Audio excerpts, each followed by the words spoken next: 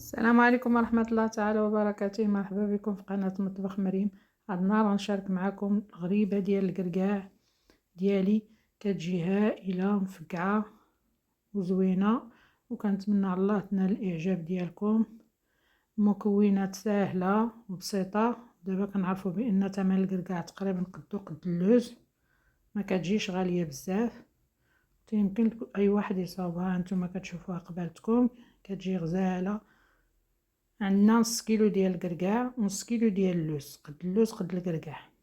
كنطحنوهم شويه ماشي كاع مسمدين. 2 كيسان ديال سنيده، 4 كاس ديال الزهر، معلقه كبيره عامره بومبي بالزبده، معلقه كبيره ديال الكونفيتور، 2 خميرات من فئه 8 غرام، معلقه كبيره ديال الحليب نيدو كيعطيها واحد المذاق غزال، وتقريبا 4 المعالق ديال المايزينا، وعندنا 3 البيضات ما كنديروهمش كاملين، وشويه راس المعلقه ديال الروح ديال القهوه البنات كيعطيها واحد المذاق هائل. بالنسبه للتزيين سكر كلاصي والماء ولا ما زهر.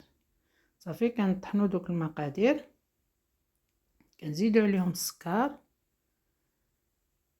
كنزيدوا عليهم كونفيتور والزبده، زبده بوماد بحراره المطبخ، وديك معلقه كبيره ديال ماشي الجاريه البنات، الكونفيتور العادي اللي الماكله. كنديروا الخميره،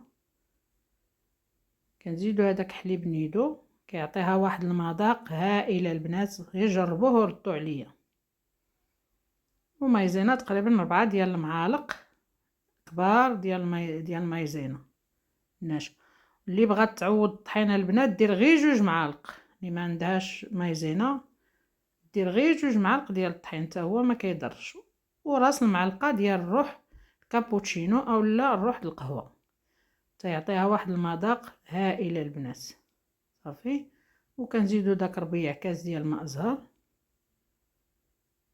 والبيض كنديرو 2 بعدا هما الاولى، والثالثه كتبقى عندنا حتى الاخر. تقريبا راه ما كنحتاجوهاش كامله، كناخدو منها غير الصفر، وكيبقى لنا الابيض كنحتفظوا به، هو اللي كنلصقوا به القرقاع. صافي كنجمعوا العناصر ديالنا مزيان. وفي يديكم راه الحلوى كتبان لكم انها واش ما تكونش جاريه ما تكونش قاصحه، يعني تكون مرطبه. راه كلشي تبارك الله دابا كيعرف يصاوب الغريبات كنعرفوا بان خصها تكون العجينه ديالهم شويه رطبه، حقاش ملي كيجلسوا تتبقى تجلس ما تجي فين تكملي التكوار العجينه حتى كتبدا تشرب. يعني من الاول كنعطيوها القياس ديالها. صافي كنخلطوها مزيان. وهذيك البيضه الثالثه هانتوما كتشوفوا قبالتكم، راه غناخذ نحيد لها البيض، وهذاك الصفر غنزيدو في العجينه هو اللي احتاجيت. وعلى حسب اللوز البنات، راه اللوز بحال الشكل ديال الطحين، على حسب اللوز اللي كديروا. بحال دابا اللوز البلدي راه ما كيحتاجش بزاف ديال البيض. اللوز الاخر المكركب كنعرفوه انه شويه ناشف، كنديروا يدينا هكا شويه في الماء، وكنهزوا الكويره ديالنا كنلويوها على حسب القياس ديالكم اللي بغيتو. غريبه على حسب لي كوموند اللي طالبين لكم الناس. انا هذه باغيها ماشي كبيره بزاف ماشي صغيره، عاديه، بغات غريبه عاديه. كنديروها في سكر كلاصي سبيسيال. صافي، نكوروها مزيان. وبالنسبه لسكر كلاصي سبيسيال البنات، حتى اللي ما عندهاش سكر كلاصي سبيسيال، سكر كلاصي سبيسيال هو كتكون فيه النشا اكثر من الاخر العادي. كيمكننا نقطو سكر كلاصي العادي، نعاودو نزيدو نطحنوه واحد شويه، ونرميو واحد 2 معالق تقريبا نص كيلو ديال سكر كلاصي، كنديروا له واحد 2 معالق ديال مايزينا، كيولي سكر كلاصي سبيسيال.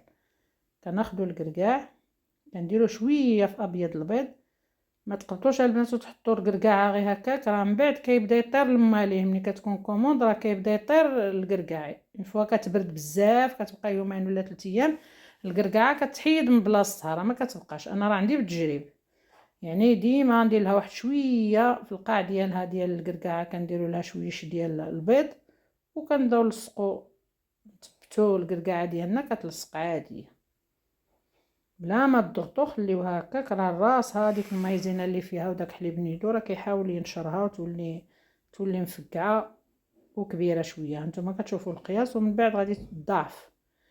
الفران كندير انا غير في الفران بالغاز، كنطيبها شويه الفوق وكنهبطها لتحت كتفرقع.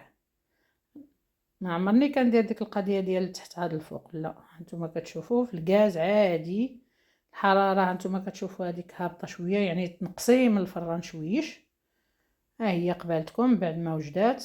هانتوما كتجي هائله. كنتمنى على الله تنال الاعجاب ديالكم.